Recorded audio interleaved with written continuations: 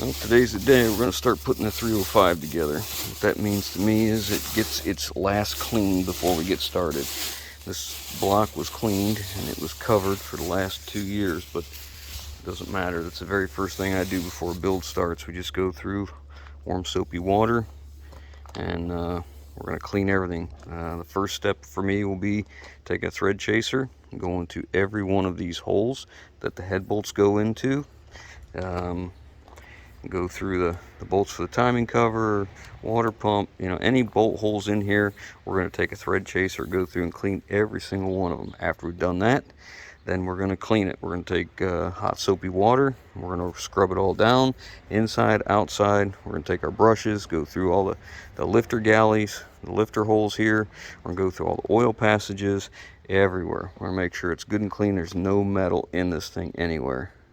There's a difference between a thread chaser and a thread tap. Let's see, where's our 3/8? 3/8 right here.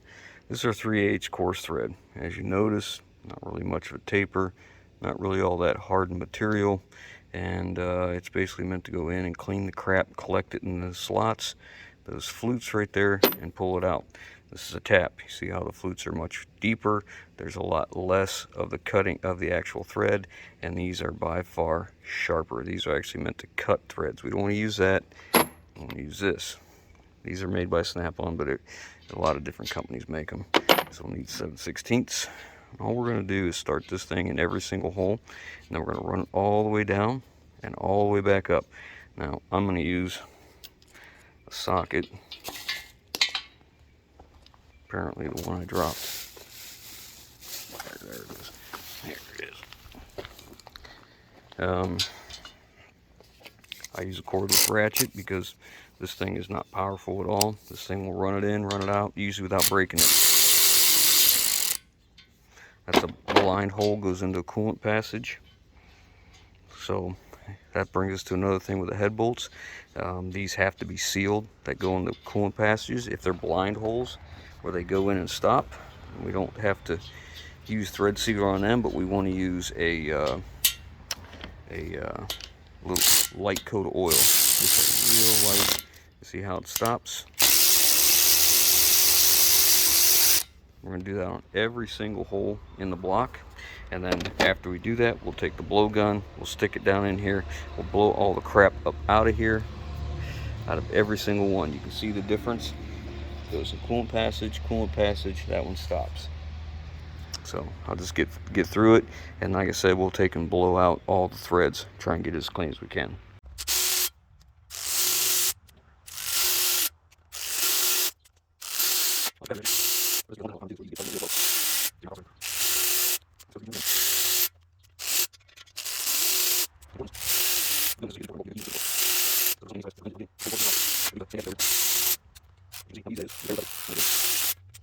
So even though we ran our thread chaser in, I looked down in the bolt hole, and looks like there's thread sealant down in here.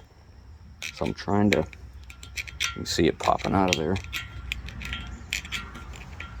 I'm trying to break it up real good, and we'll just blow it out. See if you can see it come out of there. And you want to look down there, I'll get a light, and I'll look down there real good and see if it's cleaned out good or not, and we'll run our thread chaser down in there just to make sure we got all the way to the bottom.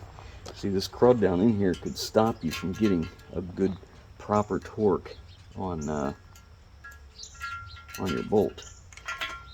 If it was accumulated at the bottom.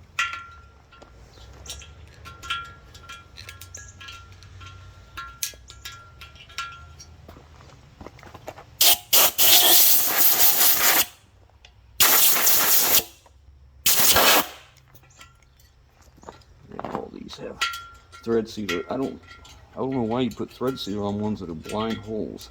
I wonder if there's something else going on here, if it's just their practice.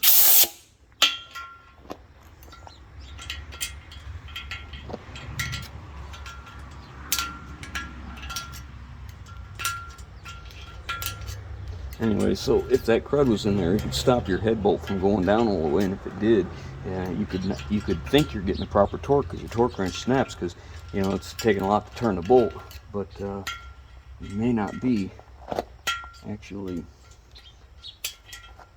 torquing. So it's very important. That's man, there's a lot of crud down in there.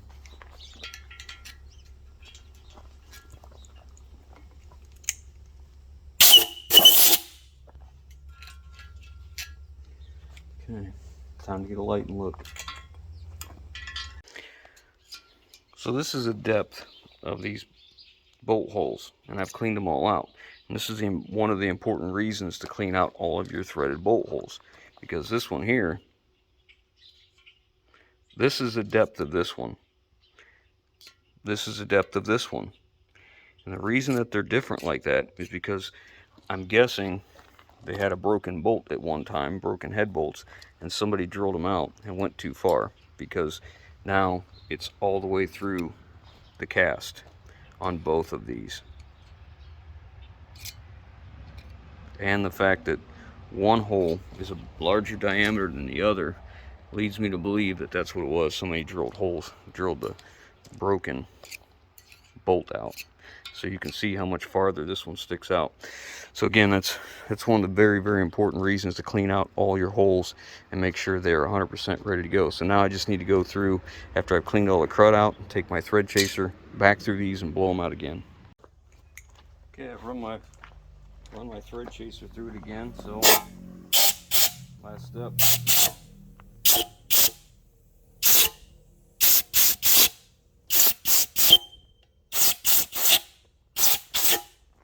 Pull all the crap out. You can hear the difference.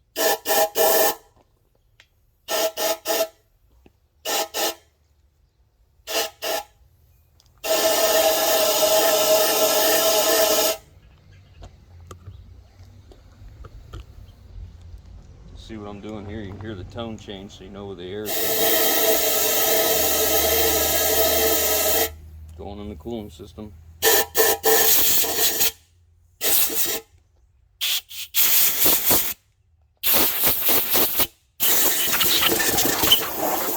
Okay, now if these are done, the next step is I'll roll it over and I'll do all the main bearing holes that are threaded as well. Also, we'll end up all the oil passages too. I'm not taking the plugs out of the end simply because this was already done. I'm just going to clean this up the best I can and go from there. Look at the gasket shellac they used on that thing. See it built up right there. That's the kind of crap that gets in your oil pan and then gets in your pickup tube. This real fine crap like this. I don't know if you can see that. That's what they use to stick the two gaskets together. You can see how it just deteriorates off of here. You know, for an engine builder to use something, this is kind of irresponsible here as far as I'm concerned, because look how hardened that's got, and it just flakes off. All that's got to be cleaned off. Take a razor knife to it real quick and get all that crap off. Yeah, it's a big pile of it down here.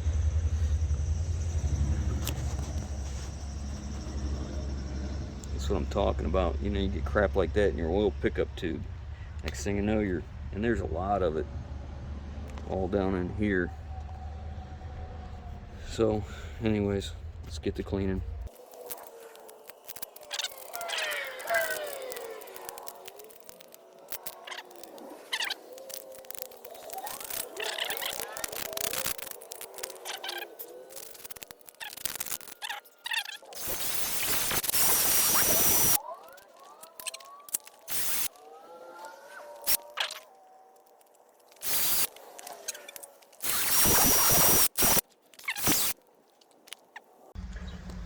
So I use a mirror and a light to inspect the cam bearings.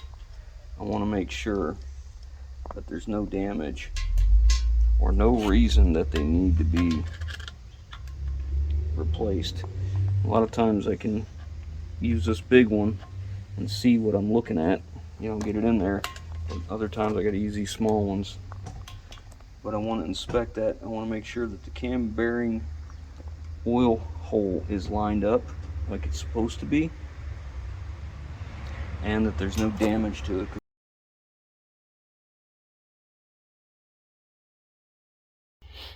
So these are actual engine cleaning brushes. I mean, that's what they're meant for. You got all your different size diameters. They're a little bit longer than normal, so you can get back in oil passages.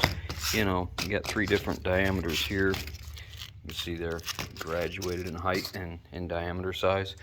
And you got 2 for your lifter bores, and then, you know, all your different passages here, plus the cylinder wall itself. So what we're going to do is get some warm soapy water now that I've chased all the holes in the block, and start washing it.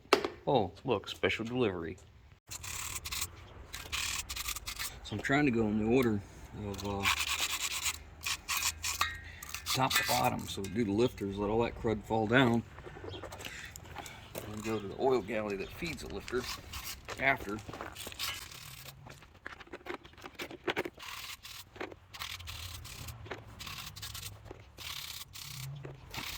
Now, we pressure washed this block already, but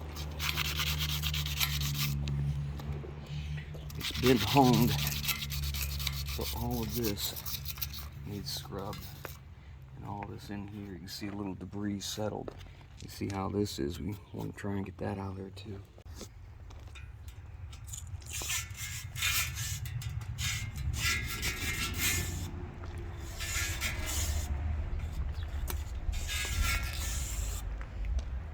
You can see the kind of crud that comes out of there. You can just see the crud that comes out, the metal pieces and crud. And when I'm confident this one's clean, I'll move on to something else.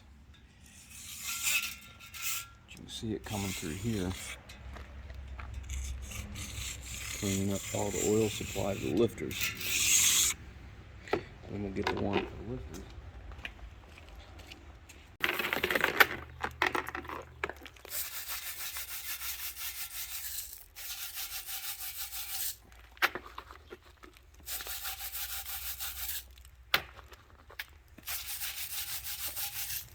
Trying to get all that honing grit out of there.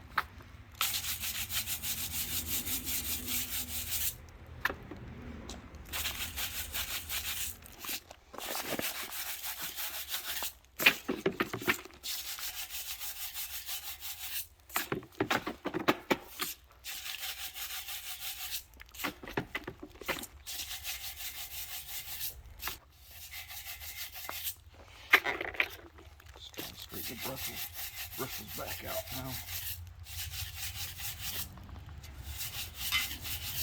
Okay, now I'm ready to flip it over. Now that I've scrubbed the top and bottom side with soapy water, I take the pressure washer and go from top to bottom in all different angles, trying to get every bit of dirt and honing grit out of this block. It's imperative that you get everything. I even run the pressure washer down the center where the cam bearings are. Once I'm done, I'll flip it over, we'll blow it off dry and clean it. So I blew this, it's mostly dry with the blowgun. Now I'm going through and making sure I shouldn't get really anything on this rag at all. I just want to make sure that, you know, nothing's splashed up or what have you. This is an old white rag. It just makes it easier to see what I'm actually wiping up. And I know a lot of this is probably overkill, but the next thing will be brake parts cleaner. I'll go over the entire block like this with brake parts cleaner.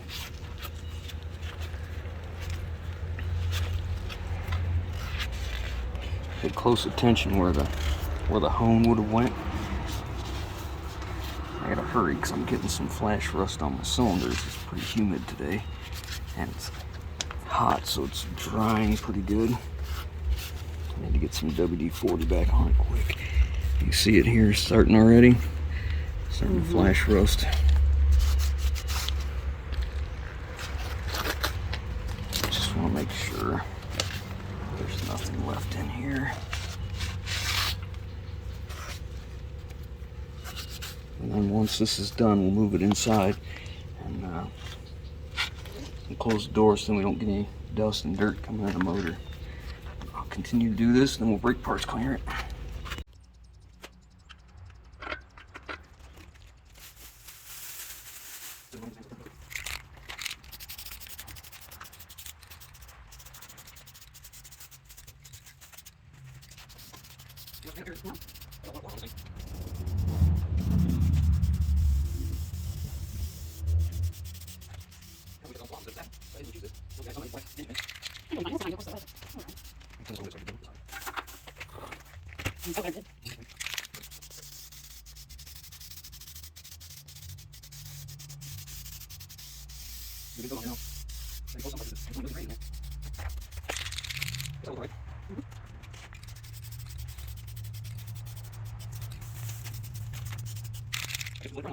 I think I got enough paint on it. Looks okay. I got all the tape back off it, so we're just gonna let the paint dry for a little while. Let it cure. I'm gonna go out of town tomorrow all day, so it can dry all day tomorrow, and then we can start assembly. As soon as it's dry enough, the bag won't stick to it. I'll stick the bag back over top of it. I probably should have just left the tape on it while it dried, but oh well, it'll be fine.